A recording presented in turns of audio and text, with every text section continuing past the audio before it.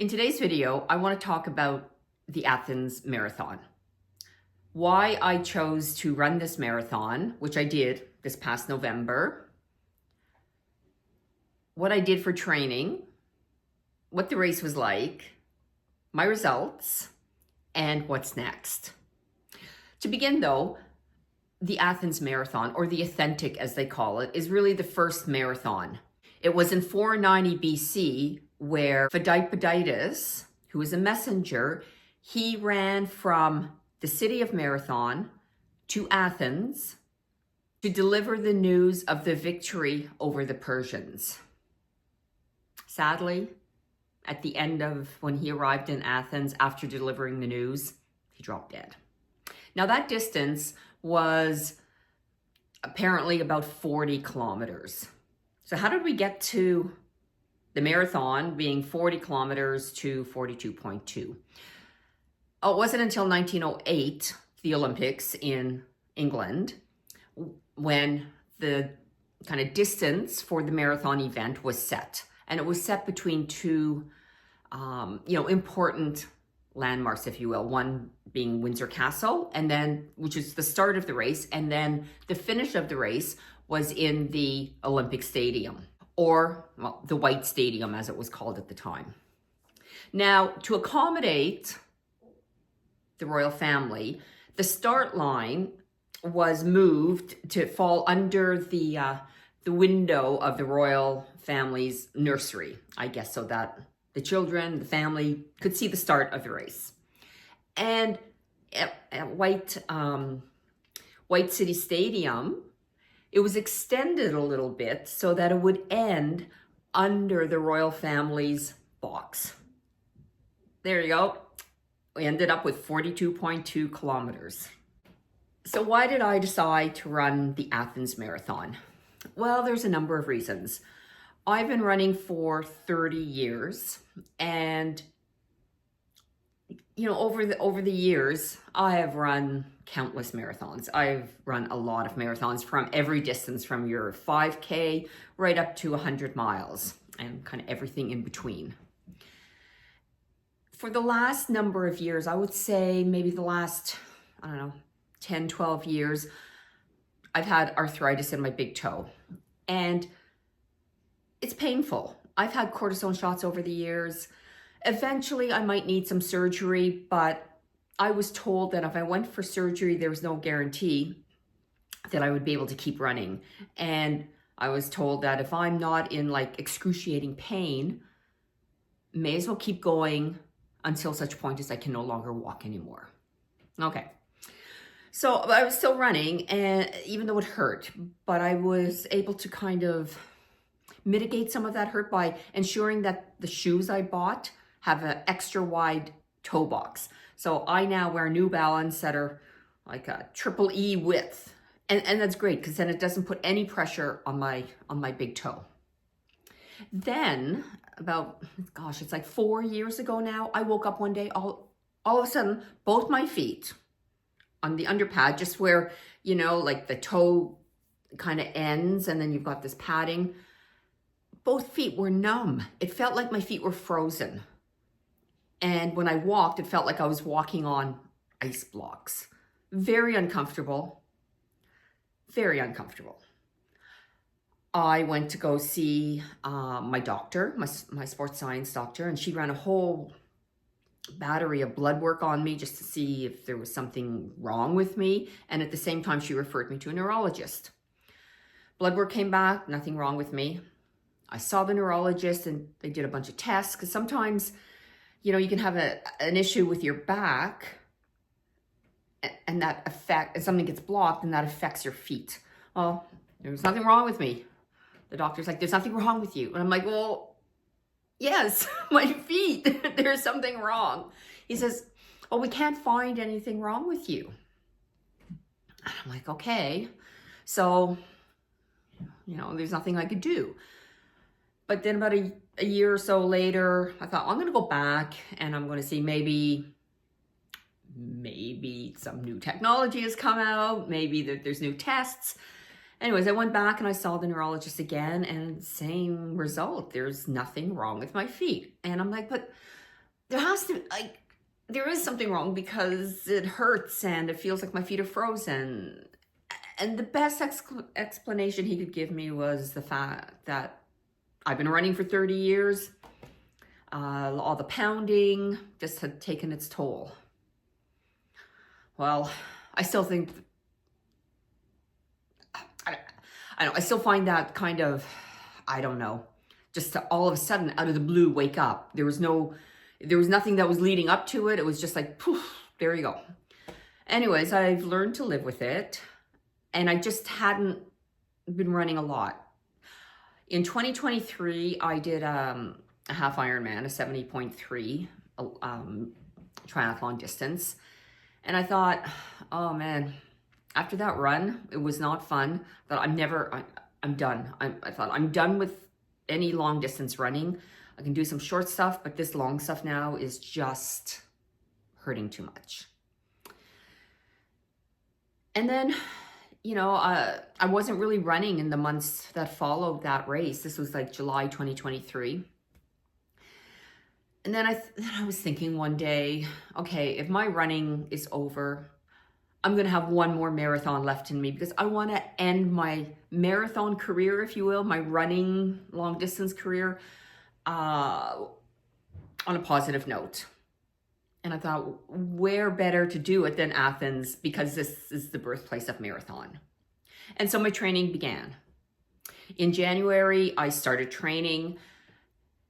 Now, the first time I went out, I think I managed 7 kilometers, and I lost a lot of cardio because I hadn't really been running at all.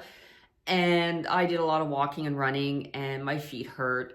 And after that run, I thought, okay, I got to develop a strategy in order to get myself through to do the marathon. I decided that I would run 5 minutes, walk for 2 minutes. I put that into practice, and I found that, yeah, I could go out, I could do like 8, 10K. That was good. I didn't hurt.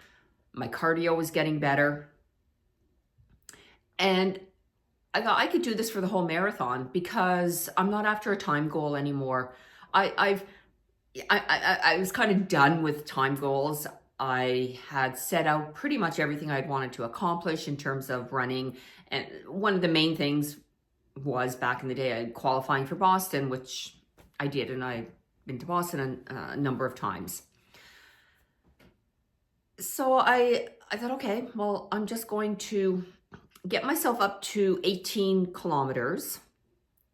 And that took me about 3 months to get a long run up to 18 kilometers. And I thought, I'm going to hold steady at that distance for, I think, so this was in March. And then I thought I'll hold steady until August, which is the time then to start ramping up the longer runs for, to be in race shape.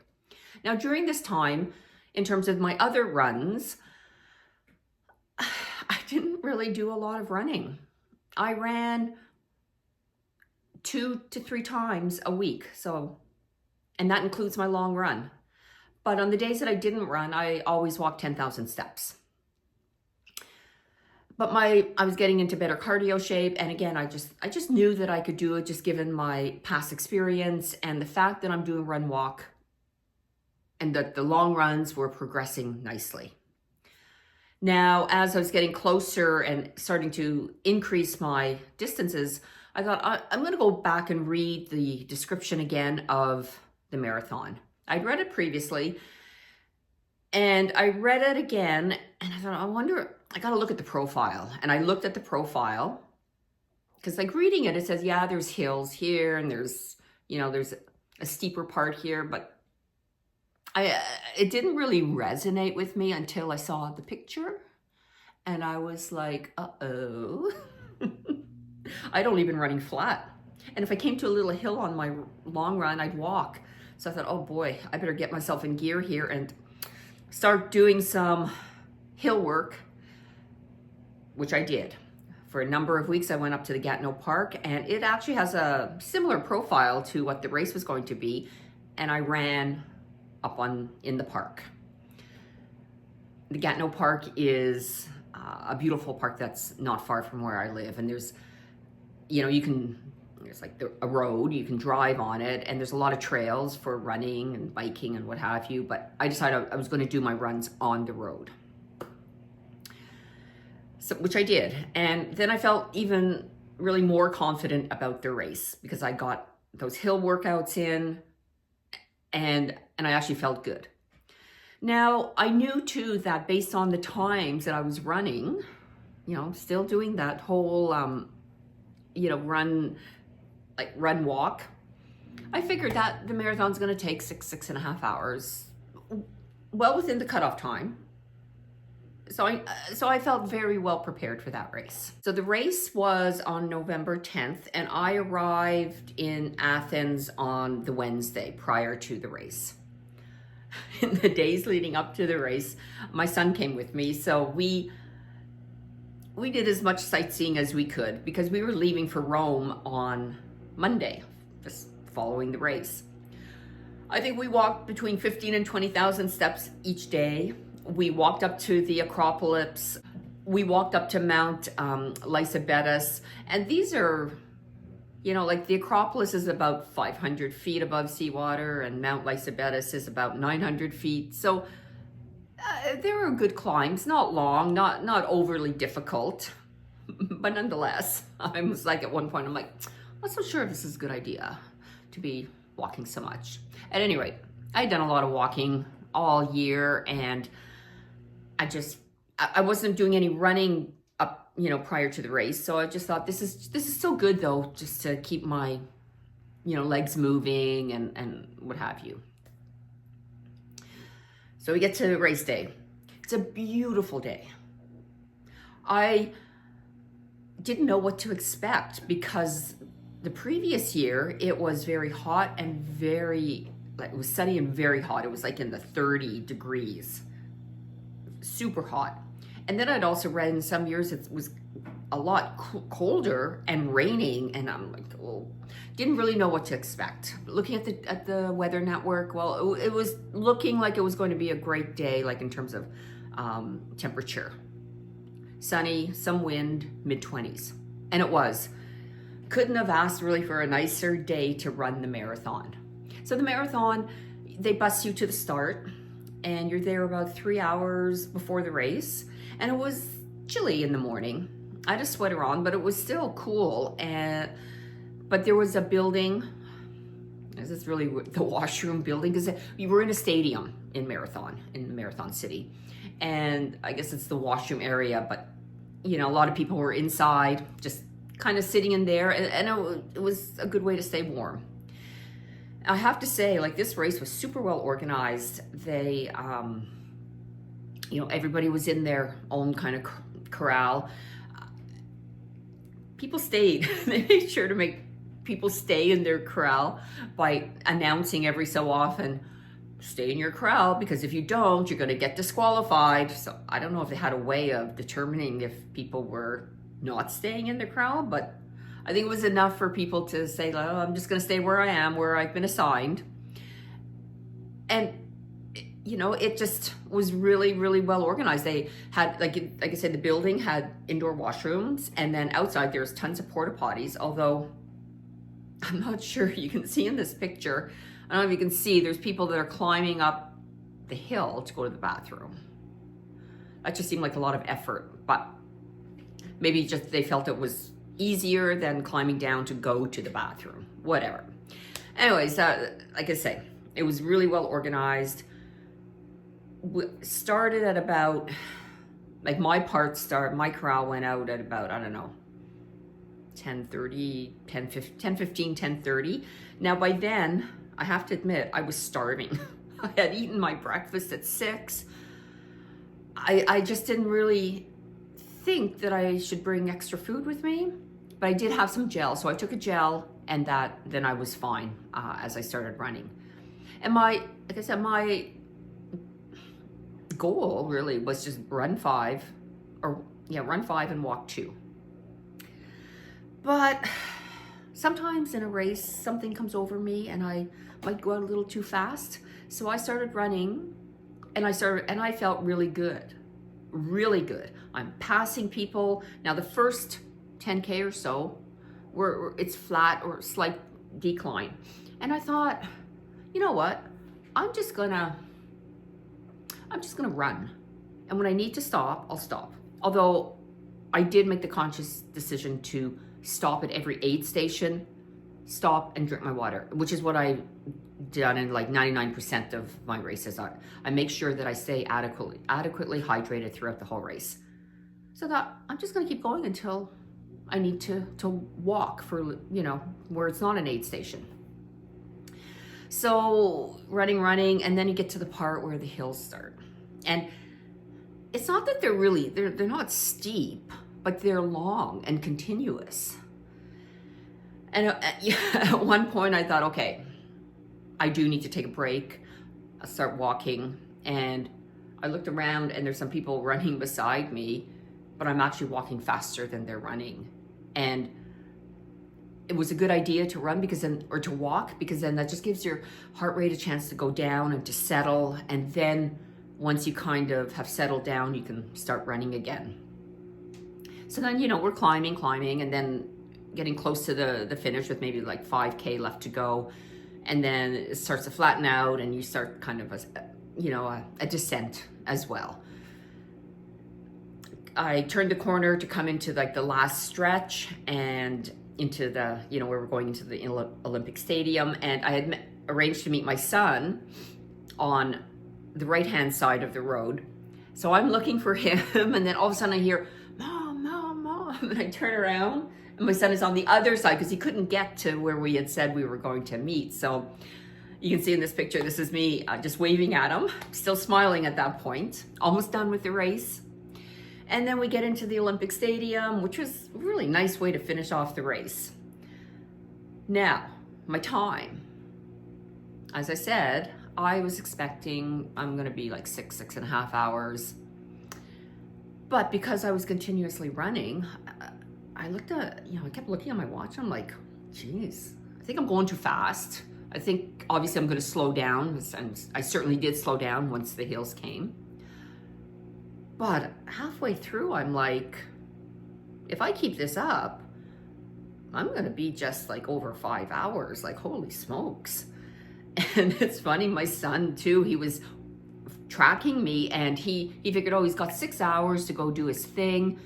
At one point he looks, and he's like, oh, geez, she's gonna finish way sooner than expected. Hustle on over to the finish line. And yeah, I came in at 5 hours and 8 minutes. I was thrilled. I'm still thrilled with my time. Now, it was really hard.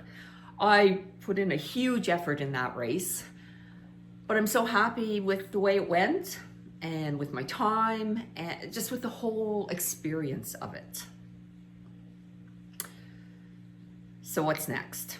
Well, I did something 2 weeks later, which I will do a video on. And it was something to celebrate my 65th birthday. So I'll talk about that in my next video. But what's next in terms of marathons? I actually do think I'm finished with marathons, but I've learned to say never, because who knows? One day a group of my friends might say, oh, we're going to this really cool place and running a marathon. And I'll be like, oh, well, I want to come with you. Okay, I'll train and go with you. So I never say never, but I do have a half marathon coming this summer. I have some other running challenges that I'm going to undertake, shorter distances, different things. So running is not over, but it's the long distance, I think, will be over. Have you run a marathon? What's your experience been like? And where have you done it? Have you done, destination marathons or just, marathons in your home city? I think it would be really cool to be able to do like the majors, but they're so hard to get into. I guess unless you go with the tour group. But if you're just trying to get in through a lottery, I don't win the lottery. At least I haven't yet. So I don't know that I'd ever get into one of, some of the majors. I've done Chicago, Boston, New York. Yeah, that's it in terms of the majors. Europe, I've tried to get in, but I have never been successful. Anyways, that's my Athens Marathon story. I'd love to hear any of your marathon stories. Drop me a comment in the commentary below. And if you'd like to hear, be notified of when I'm coming up with other videos or putting out other videos, I'd love it if you just hit that subscribe button. You have a wonderful day, and I'll see you in my next video. Bye now.